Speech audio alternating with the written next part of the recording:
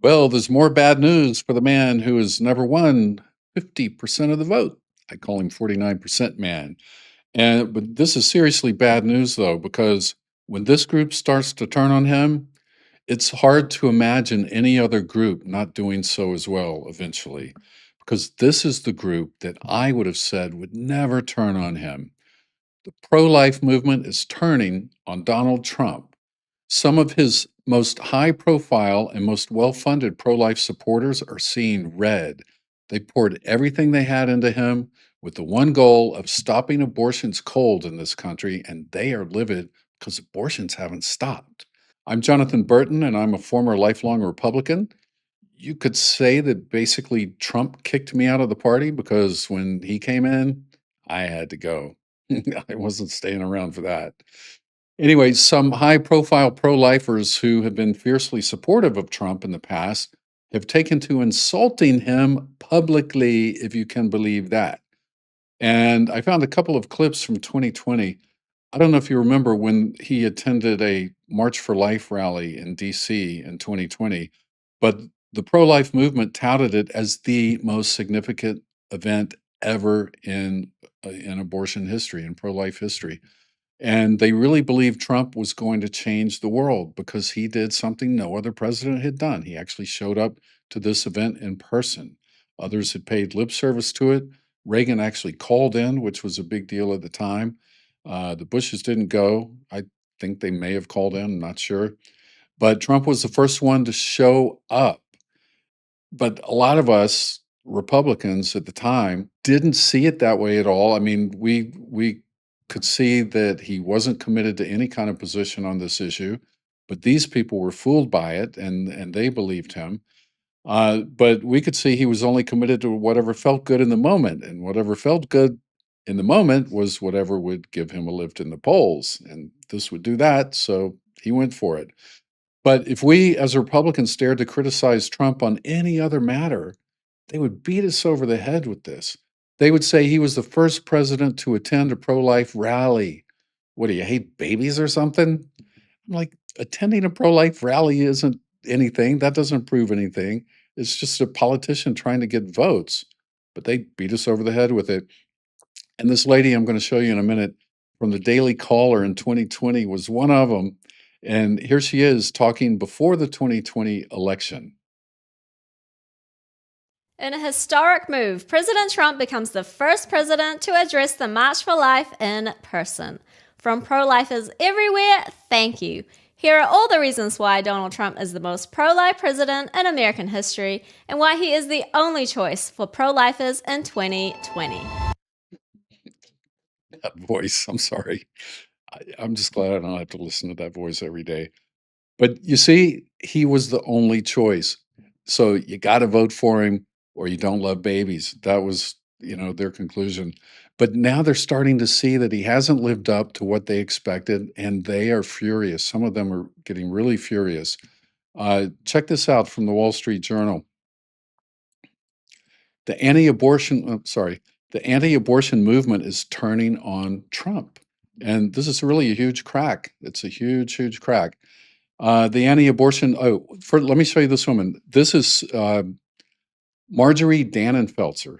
This lady right here. You're going to see her on stage with Trump in a minute in a video. But she is head of the Susan B. Anthony Pro-Life America group, and she's very high up, very influential. And I mean, you'll see who she stands on the stage with in a couple of minutes. But the anti-abortion lobby expected to be more triumphant by now. A conservative Supreme Court overturned Roe v. Wade. Republicans control both chambers of Congress, and the self-styled most pro-life president in history again occupies the Oval Office. But abortions are up in the years after the overturning of Roe, and the anti-abortion lobby has a new locus for blame. Trump is the problem. President is the problem, Marjorie Dannenfelser says. She said this in an interview with the Wall Street Journal. The ubiquity of abortion pills during the second Trump administration has led anti-abortion advocates to decry the president's appointees, including HHS Secretary Robert F. Kennedy Jr. and FDA Administrator Commissioner Marty McCary. And they promised cash and political firepower to politicians who oppose these drugs. Dannenfelser's assessment for supporters is that if Republicans don't abandon Trump's strategy of letting states decide abortion law, then the movement as we know it is finished. Um, so, they promised us for decades. They said, all the conservative talk show people for decades said, overturn Roe doesn't mean the end of abortion. Then the states can decide. States can decide. Well, now they're coming out and saying, well, no, we don't want the states to decide. We want the federal government to make it a crime nationwide. They want to criminalize abortion nationwide. So that is a breaking of their promise. Trump, though, before 2024 election said he wasn't going to do that. That was his promise, that he wasn't going to do it, but she seems to be surprised that they haven't done it. I said to people before the 2024 election, to Trump supporters, he already got a majority on the Supreme Court and he got Roe overturned, and there's nothing left for him to do. Well, what they wanted him to do was criminalize it federally, so a nationwide crime. But he said during the campaign he wasn't going to do it. So I told him, no reason to vote for him anymore. If that was your issue, if that was the one thing you were voting for him for, because a lot of them said, we don't like the guy, but he stands for life. So if that was your issue, after he said he wasn't going to do any more about it, then there's no reason to vote for him anymore. Vote for somebody who's competent, like Kamala Harris. And I know they think a lot of bad things about her, but at least she was competent. At least she loved America. At least she understood our laws and held our traditions and laws in high esteem, unlike the current occupant of the White House.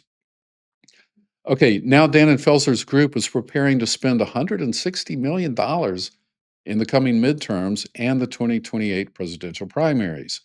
The hurdle for candidates looking to tap into her support is they must commit to pro-life action at the national level. And good luck with that. I think you may have missed the boat. I think these last 2 years were the last chance you had, because I don't think you're going to take Congress this year. I think you're going to lose Congress. There's going to be no chance. No chance. All right.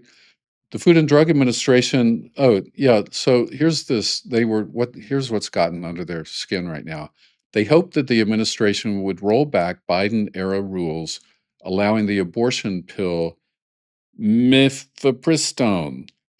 I had to learn how to pronounce that. I want to use a Hispanic pronunciation of these letters, and it messes up my brain because that's not how it's pronounced.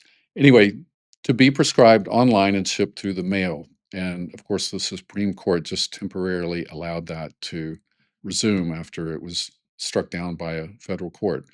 The regulations have allowed clinicians in states with liberal abortion laws, such as New York, to prescribe drugs and send pills to women in states with strict abortion bans like Mississippi. The FDA has instead left those rules intact. Under McCary's leadership, the agency approved a new generic version of the drug last fall and has yet to produce a promised safety study of the pill. Now, again, his agency approved it, but it turns out they're required by law to approve any generic drugs that can prove they are exactly the same. They're an exact copy of the original. So if they can prove that, then by law, they have to approve the generic. So they're just obeying the law. Wow. And she's going to punish them because they obeyed the law. Because I'm telling you, this whole group is lawless from the president on down. Why do you think all these people can vote for someone who's so glaringly lawless? Because they're lawless too. The Justice Department, meanwhile, has asked courts to pause or completely dismiss lawsuits from Republican state attorneys general over access to mifepristone. I hope I got that right. This is just insulting, right? This is not what we voted for, said Mark Wheat, general counsel. This is another high-level pro-lifer coming out against the president. He's the general counsel for Advancing American Freedom, an organization founded by former Vice President Mike Pence. Tony Perkins, another biggie. president of the Conservative Family Research Council, called the situation unprecedented. He said you have Republican states that are challenging a Republican administration over this because their laws are being undermined. Pro-life voters are going to be wondering what's going on when they head into the polls in November. Yeah, well, they're not the only ones. After the ruling, Dannenfelser said it's a shameful thing that the Trump administration's inaction has forced pro-life states to take their battle to the federal courts. Anyway, to say the least, these people are seeing red. They are very unhappy. Look at this. This is Trump from 2020, during the election campaign in 2020. And this woman, Marjorie, is right here on the very far right of the screen, about to fall off the screen. But look, she's right there on the stage with Trump. It is my profound honor to be the first president in history to attend the March for Life. We're here for a very simple reason: to defend the right of every child, born and unborn, to fulfill their God-given potential. All right, so there you see her right on the stage with Donald Trump, because he's a big donor, big supporter of the Republican Party and the MAGA movement. This is a huge crack in the seemingly impenetrable MAGA wall. And could this actually be the crack that breaks MAGA's back? Well, this crack hits at the very heart of why so many MAGA voters voted for Trump, and why they supported Republicans, even though they thought he was disgusting. I mean, they would say it. They would say he's disgusting. I don't like anything about him, but he is pro-life. So they literally put everything else on ice and said they don't care. He can destroy the country as far as they're concerned, as long as he stops abortions. Well, he hasn't done that. So if they begin to see that he's not even doing the one thing they really hired him for, the one thing they really wanted him to do, then they won't see a lot of reason to stick around and put up with all the other BS. You know, that's what we got to work on, and make sure they all realize that he really isn't living up to the promises he made. All right. All right. That's it for me. Marjorie Dannenfelser said it. Tony Perkins said it. Mark Wheat said it. Believe them, not me. I'm Jonathan Burton. Take care.